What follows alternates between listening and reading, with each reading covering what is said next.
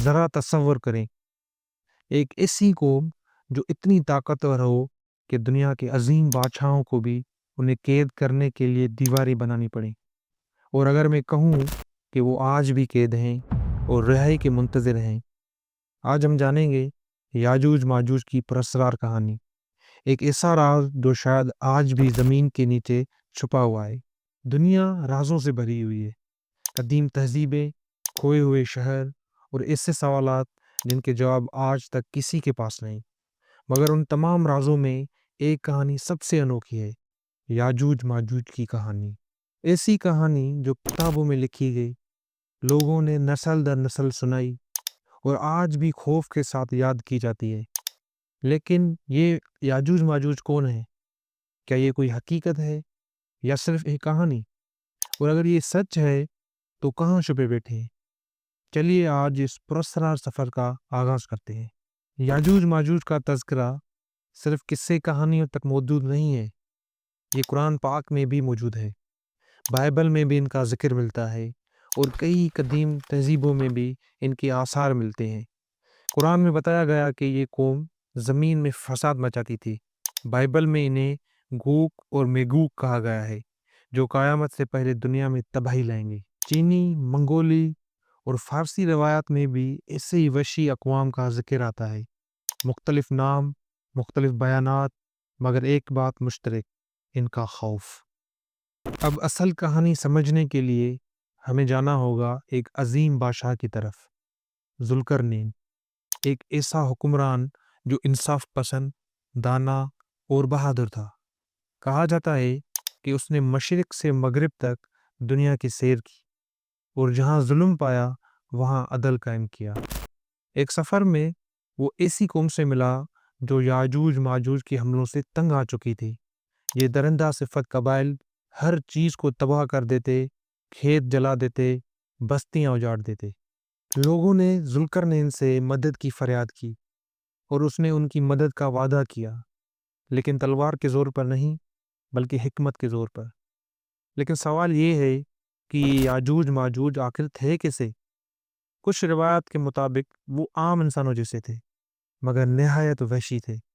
کچھ کہتے ہیں کہ وہ دیو کامت تھے جن کی طاقت ناقابل تصور تھی، اور کچھ داستانوں میں لکھا ہے کہ ان کی تعداد اتنی زیادہ تھی کہ ایک مرتا تو 10 اور پیدا ہو جاتے۔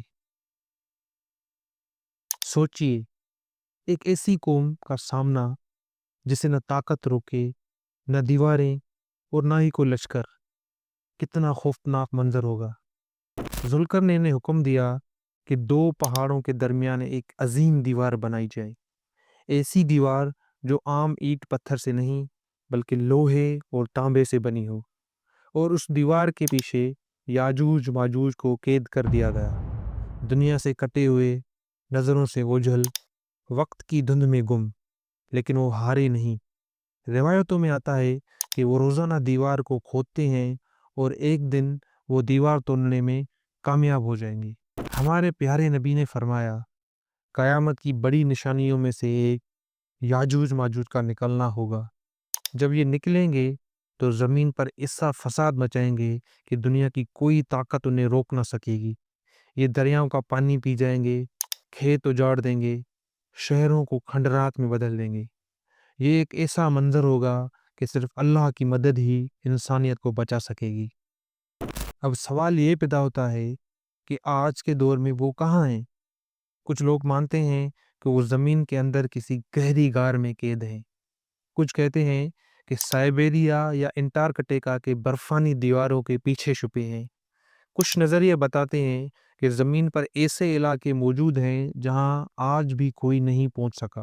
سوچئے، آج بھی دنیا کے کئی حصے جیسے گھنے جنگلات، سمندروں کی گہرائیاں اور زیر زمین سرنگیں ایسی ہیں جہاں انسان نے قدم نہیں رکھا۔ کیا وہ واقعی وہاں کہیں موجود ہیں، خاموشی سے اپنی رہائی کا انتظار کر رہے ہیں؟ شاید، یا شاید نہیں، حقیقت تو اللہ ہی بہتر جانتا ہے۔ مگر اس کہانی کا ایک بڑا سبق بھی ہے۔ یاجوج ماجوج ہمیں یاد دلاتے ہیں کہ چاہے انسان کتنی بھی ترقی کر لے، اصل طاقت ہمیشہ اللہ ہی کی ہے۔ یہ کہانی ہمیں خبردار کرتی ہے کہ انسان غرور میں مبتلا ہو جاتا ہے اور ظلم کرتا ہے اور زمین پر فساد پھیلاتا ہے تو اس کا انجام بہت بھیانک ہوتا ہے۔ یاجوج ماجوج کا قصہ صرف کسی قوم کی نہیں بلکہ انسانیت کے انجام کا نتیجہ ہے۔ اگر آپ کو یہ راز دلچسپ لگا تو یہ سفر یہیں ختم نہیں ہوتا، کیونکہ دنیا کے رازوں کا سلسلہ ابھی باقی ہے۔ مزید ایسے راز اور دلچسپ کہانیاں جاننے کے لیے ہمارے چینل کو سبسکرائب کریں اور ہمارے ساتھ جڑے رہیں۔ اللہ حافظ۔